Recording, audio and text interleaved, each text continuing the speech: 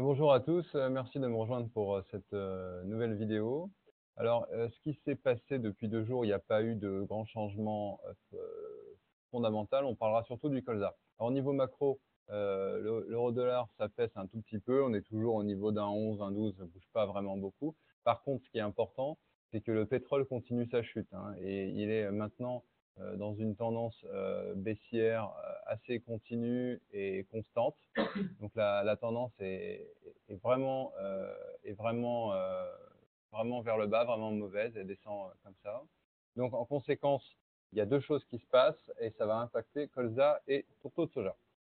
Donc en colza, on avait cassé à la hausse la résistance de 354 qu'on avait vu ici, et on avait suivi une petite hausse qui a monté jusqu'à autour de 71.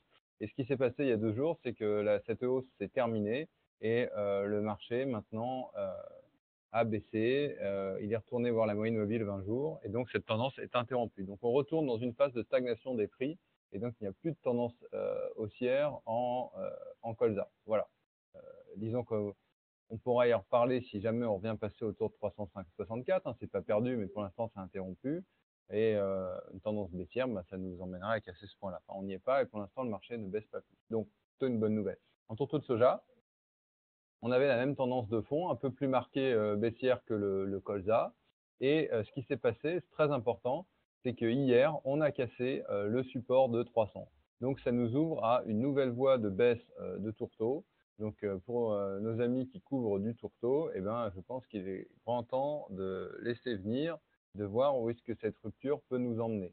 Hein, pour info, il s'agit du point le plus bas depuis le 21 avril 2016. Voilà. Donc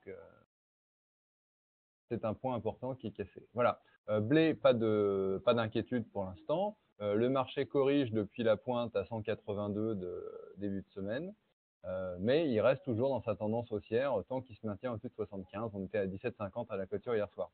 Maïs-novembre, c'est un peu plus compliqué. Le marché baissait hier. Il était retourné faire ses points. Il retourne là sur le support. Il l'a touché hier. Donc pour l'instant, il n'est pas passé baissier, mais les choses sont un peu plus compliquées. Voilà.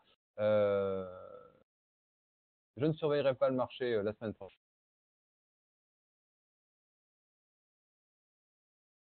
Campagne à ceux qui collectent.